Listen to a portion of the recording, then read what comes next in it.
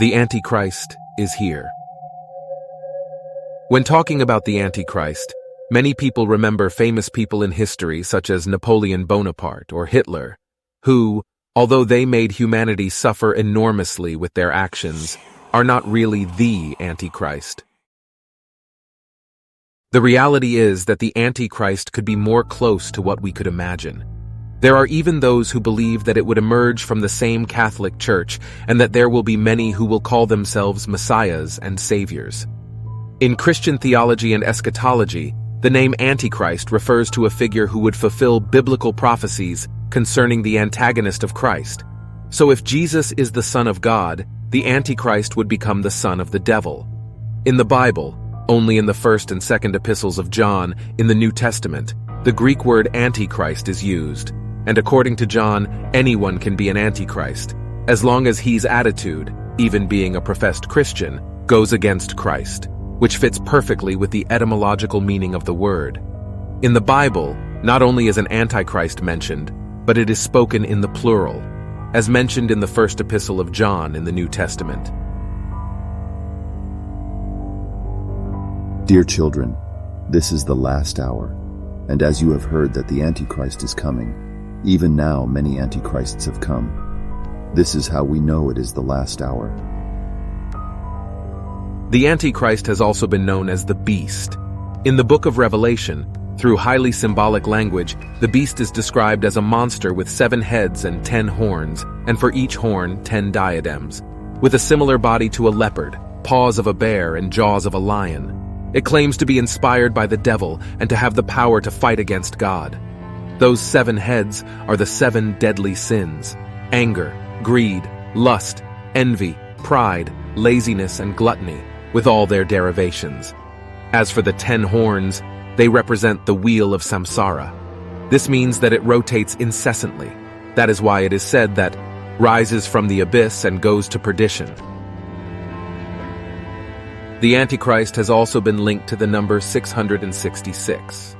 Preterist theologians often support the interpretation that 666 is the numerical equivalent of the name and title of Caesar Nero. Caesar Nero, in the Hebrew alphabet interpreted numerically, represents the numbers 50, 200, 6, 50, 100, 60, 200, which add up to 666. But this number actually has a Kabbalistic meaning. That is the number of man because that number is broken down Kabbalistically like this: 6 plus 6 plus 6 equals 18. Then, adding this result to each other, we have the following: 1 plus 8 equals 9. 9 is the sex. 9 is the man, because the man is the son of the sex. The number 666 contains the arcanum 18 and 9. The arcanum 18 is the abyss, the darkness. So we have that all human beings are actually potential antichrists. As we mentioned at the beginning, it is enough to remember a little, go back a little in history, to remember many characters who have committed atrocities in humanity. But it is not necessary go that far back in time. Just look around us and see how much evil there is in some people. Each one carries evil within himself, and we have the result before us: monstrous crimes, hunger, the threat of war, conflicts between employers and workers, unknown diseases never seen before, borders everywhere, appalling fanaticism, insatiable cruelty, aberrations and despair. Nobody is happy. Politicians and their diplomacy, with their appeasement systems, want to solve international conflicts, but everything is useless because hatred continues to undermine the foundations of nations. The third and last war is taking shape and is dangerously approaching.